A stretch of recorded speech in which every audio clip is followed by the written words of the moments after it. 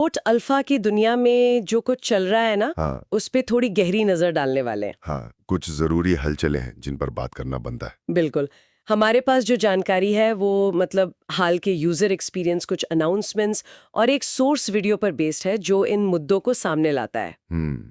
खासतौर पे दो बातें हैं जो ध्यान खींच रही हैं।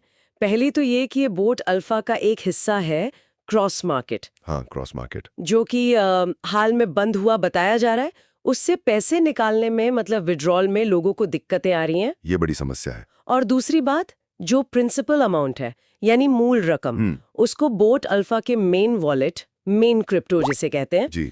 उसमें ट्रांसफर करने के रूल्स में क्या बड़ा बदलाव आया है या शायद आने वाला है। अच्छा, तो प्रिंसिपल ट्रांसफर के नियम भी बदले हैं। हाँ, तो आज का हमारा मकसद है कि इन दोनों चीजों को थोड़ा खंगालें और समझें कि जो लोग बॉट अल्फा इस्तेमाल कर रहे हैं उनके लिए इन अपडेट्स का असल मतलब क्या है। बिल्कुल, देखते हैं कि क्या चल रहा है असल में। चलिए, तो शुरू करते हैं फिर इस पड़ताल को।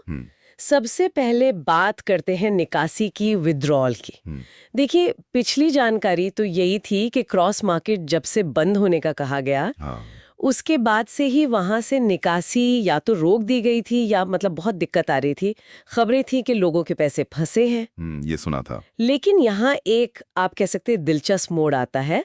सोर्स के मुताबिक बॉट अल्फा के एक लीडर ने कांटेक्ट किया। अच्छा, लीडर ने? हाँ, हाँ। और ये दावा किया कि भाई ऐसी कोई बात ही नहीं है, सब कुछ नॉर्मल है, क्रॉस मार्केट से भी निकासी आराम से हो रही है। अरे, मतलब कोई प्रॉब्लम ही नहीं है उनके हिसाब से? उनका तो यही कहना था कि कोई समस्या ही नहीं है। ये तो बड़ी अजीब बात है ना?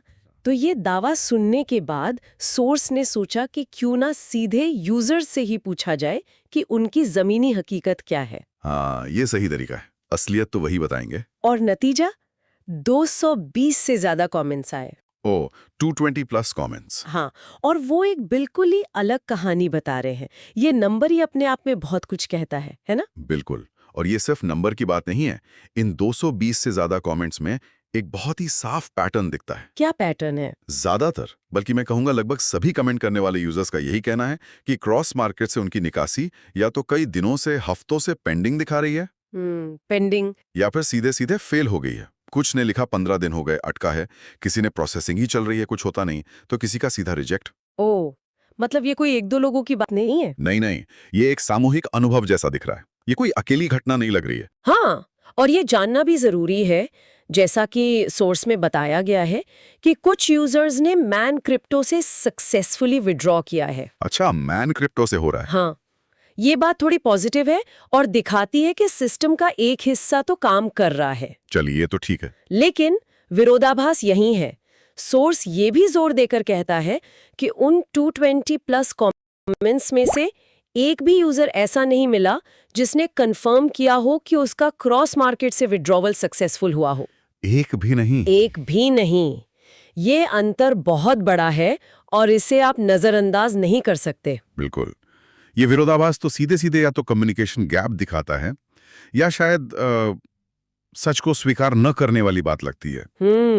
एक तरफ लीडरशिप कह रही है सब ठीक है, दूसरी तरफ सैकड़ों यूजर्स का सीधा अनुभव है कुछ भी ठीक नहीं है। सही बात है। सोर्स में बार बार अपील की जा रही है कि भाई यूजर्स अपनी प्रॉब्लम कमेंट्स में लिखें ताकि लीडर्स तक बात पहुंचे। हाँ, ये भी कहा गया है। अब सोचने वाली बात है, अगर लीडर्स तक असलियत पहुंचाने के लिए सोशल मीडिया कमेंट्स का सहारा लेना पड़ रहा है, तो फिर अंदर का सिस्टम कैसा है? हाँ, तो फिर अंदरूनी फीडबैक मैकेनिज्म कैसा है? क्या वो काम नहीं कर रहा या उसे सुना नहीं जा रहा?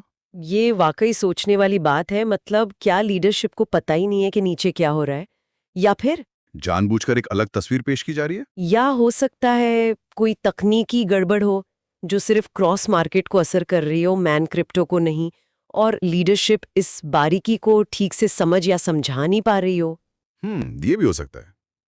वजह चाहे जो भी हो, यूजर्स के लिए तो नतीजा एक ही है, पैसा फंसा हुआ है। और ये स्थिति ना अनिश्चितता पैदा करती है। अगर विड्रॉल जैसी बेसिक चीज को लेकर इतनी अलग अलग बातें सामने आ रही हैं, तो यूजर किस पे भरोसा करें? सही कहा। ये सिर्फ पैसे की बात नहीं रह जाती, फिर ये भरोसे का भी सवाल बन जाता है। जब ऑफिशियल बयान और असल अनुभव में इतना फर्क हो तो सिस्टम की क्रेडिबिलिटी पर असर पड़ता है। बिल्कुल। चलिए अब दूसरे बड़े अपडेट की तरफ बढ़ते हैं। प्रिंसिपल अमाउंट यानी मूल रकम के ट्रांसफर वाला मामला। हाँ, ये भी अहम लग रहा है। यहाँ भी एक महत्वपूर्ण घोषणा हुई है। ओके। पहले का नियम याद करें, अगर किसी को अपना पूरा bot alpha principal amount main crypto wallet में ट्रांसफर करना होता था, हाँ हाँ, वो कंडीशन थी। तो उसे एक शर्त पूरी करनी होती थी। टॉपअप करना पड़ता था, मतलब कुछ एक्स्ट्रा पैसा डालना पड़ता था सिस्टम में, तभी वो अपना पूरा प्रिंसिपल ट्रांसफर कर पाता था। हाँ, और इस पर काफी लोगों को ऐतराज भी था। बिल्कुल। कई यूजर्स को ये शर्त पसंद नहीं थी। अब जो नई जानकारी आई है वो ये है कि इस टॉपअप की जरूरत को खत्म कर दिया गया है। अच्छा, ये तो बड़ी खबर है। हाँ, यानी अब यूजर बिना कोई एक्स्ट्रा पैसा डाले अपना पूरा bot alpha principal main crypto में ट्रांसफर कर सकेगा, ऐसी घोषणा की गई है। घोषणा तो हो गई है, लेकिन यहाँ वो कहते हैं ना, शैतान डिटेल्स में छिपा होता है। मतलब सोर्स बहुत साफ कह रहा है कि ये सुविधा घोषित जरूर हुई है, पर अभी तक पूरी तरह से लागू नहीं हुई है। ओ, तो अभी चालू नहीं हुआ ये? हाँ, मतलब कागज पर नियम शायद बदल गया है, पर असलियत में ये कैसे काम करेगा, कब से करेगा, इसका प्रोसेस क्या होगा, ये सब अभी साफ नहीं है। अच्छा, तो घोषणा और असलियत में अभी भी गैप है। बिल्कुल, एक बड़ा सवालिया निशान है अभी। और सोर्स इस तरफ भी इशारा कर रहा है कि इस नए नियम का एक बड़ा फायदा उन लोगों को हो सकता है जो बोट अल्फा से पूरी तरह बाहर निकलना चाहते हैं। हाँ, एग्जिट करने वालों के लिए। पहले वो टॉपअप वाली शर्त शायद उनके लिए एक बड़ी रुकावट थी। अब अगर ये नियम सच में लागू हो जाता है तो शायद वो बिना एक्स्ट्रा इन्वेस्टमेंट के अपना प्रिंसिपल मेन क्रिप्टो में ले जाकर वहां से निकालने की कोशिश कर सकते हैं। ये उन लोगों के लिए एक उम्मीद की किरण हो सकती है जो एग्जिट स्ट्रेटेजी ढूंढ रहे थे। हाँ, ये उनके लिए राहत की बात हो सकती है अगर ये नियम ठीक से और टाइम पर लागू होता है तो। हाँ, ये अगर बहुत जरूरी है यहाँ। बिल्कुल, लेकिन यहाँ हमें इसके टाइम और वजहों पर भी सोचना होगा। ये बदलाव क्यों गया? क्या ये वाकई यूजर्स के फीडबैक और शिकायतों का नतीजा है, जिन्होंने टॉपअप शर्त का विरोध किया था? या फिर इसका कोई और कनेक्शन है? या फिर इसका कनेक्शन पहली वाली प्रॉब्लम से है, विड्रॉल की दिक्कतों से?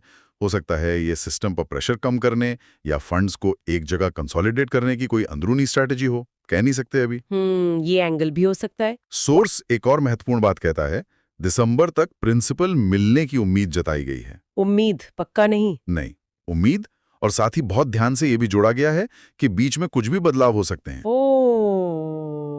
ये उम्मीद शब्द और बदलाव संभव है वाला वाक्य बहुत मायने रखता है। ये कोई पक्की गारंटी नहीं है, ये बस एक संभावित टाइमलाइन है जो बदल सकती है। तो मतलब दिसंबर का भी पक्का नहीं है अभी? बिल्कुल, और ये अनिश्चितता उन यूजर्स के लिए चिंता की बात हो सकती है जो अपने फंड्स वापसी का इंतजार कर रहे हैं। सही कहा, उम्मीद और वादा में बहुत फर्क होता है, और ये अनिश्चितता हमें सीधे तीसरे और शायद सबसे अहम मुद्दे पर लाती है, कम्युनिकेशन और भरोसे का संकट।